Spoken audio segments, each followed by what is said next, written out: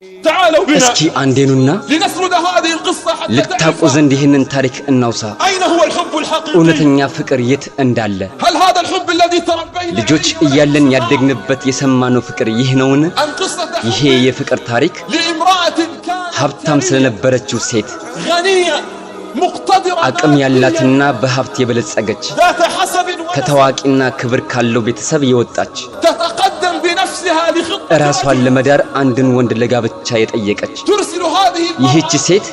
إحدى صاحباتها ከጓደኞቿ አንድ ጓደኛዋን ወደ ማላከች إلى رسول الله صلى الله ወደ عليه وسلم መልእክተኛው ሰለላሁ ዐለይሂ ወሰለም تريد ماذا؟ ምንን ፈልጋ ነው تريد خطة النبي صلى الله عليه መልእክተኛው ሰለላሁ ዐለይሂ ወሰለምን ማግባት ፈልጋ وسلم إنها من؟ ይህች ሴት ማናት إنها خديجة ይህች ሴት ኸዲጃ ናት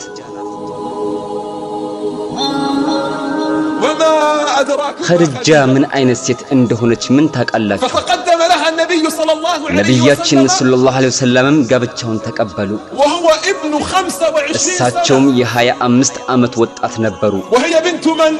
وهي بنت 40 እሷ ደግሞ የ40 ዓመት ጎልማሳ ነበረች هو ابن 25 እሳቸው የ25 ዓመት وخديجة بنت 40 ኸዲጃ ደግሞ 40 ዓመቷ ነበር وكانت أول من آمنت برسول الله በነብያችን ካመኑ ሴቶች የመጀመሪያዋ ነበረች رضي الله عنها አላህ መልካም ስራዋን ይወደድላትና انظروا إلى الحب انظروا إلى الوفاء እዩት ይሄንን ፍቅር እዩት ይሄንን ታማኝነት እዩት ይሄንን ቅንነት النبي رفض أن يتزوج على ነብያችን خديجة ኸዲጃ በህይወት እያለች ሌላ ሊያገቡባት አልፈቀዱም حتى ماذا قال؟ ምን እስኪሉ ድረስ قال إنني رزقت አላህ حب የኸዲጃን ፍቅር ሲሳይ ሰጥቶኛል سمى حبه لزوجته لخديجة ለሚስታቸው ኸዲጃ ያላቸውን ፍቅር بأنه رزق من ከአላህ الله የመጣ ሲሳይ ነው አሉ إنني أرسل هذه እኔ القصة ይህንን للرجال ታሪክ ለወንዶች ነው የምልከው حتى يتعلموا الوفاء مع ለሚስቶቻቸው أزواجهم. ታማኝ መሆንን እንዲማሩ وإني أرسل هذه القصة ይህንን للنساء ታሪክ ለሴቶች የማስተላልፈው ደግሞ حتى يتعلمن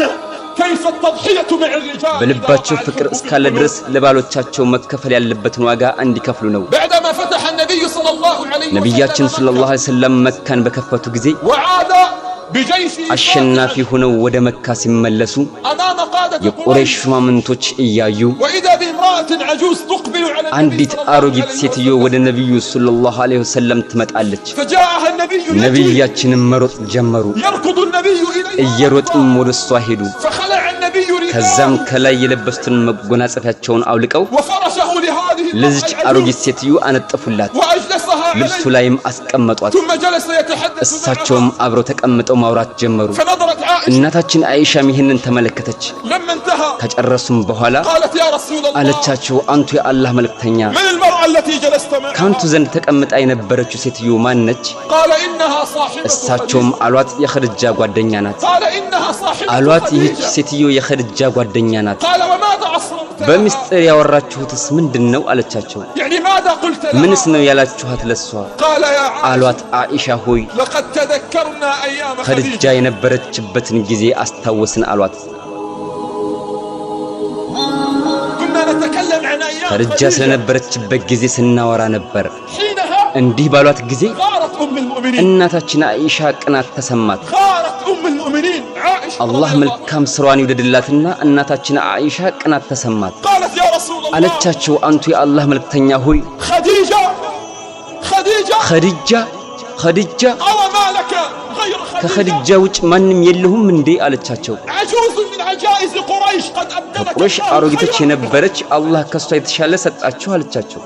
لكن انظروا ነገር ግን ተመልከቱ انظروا إلى الوفاء ይሄንን ታማኝነት ተመልከቱ اليوم الرجل لا يكون وفيا مع زوجته ዛሬ ላይ وهي አንድ حية. ወንድ ሚስቱ በህይወት እያለች ታማኝ አይሆንም فما بالك لو ماتت ከሞተች በኋላ ደግሞ አስቡት لا يكون مخلصا مع زوجته وهي على قيد ሚስቱ በህይወት الحياة እያለች ታማኝ ያልሆነ فما بالك لو ماتت ስትሞት ደግሞ አስቡት فغضب النبي ከዛም ነብያችን ተቆጡ حتى قالت عائشة والله እናታችን አኢሻ እንዲህ እስክትል ድረስ ወላሂ والله دعوت الله በአላህ ይሁንብኝ አላህን ለመንኩት أن يطفئ الغضب من وجه رسول ከነብዩ الله ፊት ላይ ንዴትን አቀዝቅዞ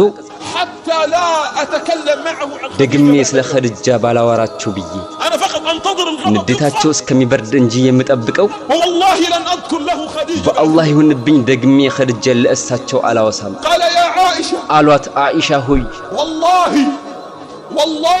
በአላህ ይሁንብኝ በአላህ ይሁንብኝ በአላህ ይሁንብኝ ما أبدلني الله አላህ ከኸድጃ የተሻለ አልተካልኝም አሏት خير متاع الدنيا ዱንያ ጸጋዎች ሁሉ በላጩ መልካም ሚስት ናት ليس الغزل الذي አሁን ላይ የምንሰማው ማማለል አይደለም بل والله إنه ليس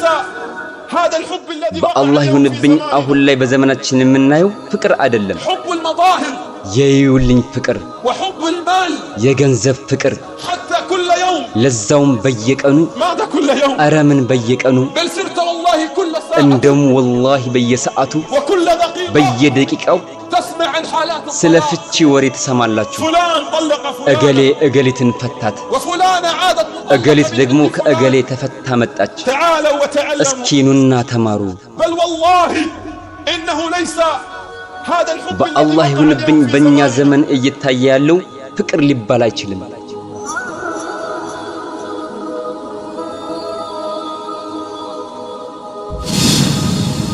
አኺራ ቲዩብ እስላማዊ ቻናል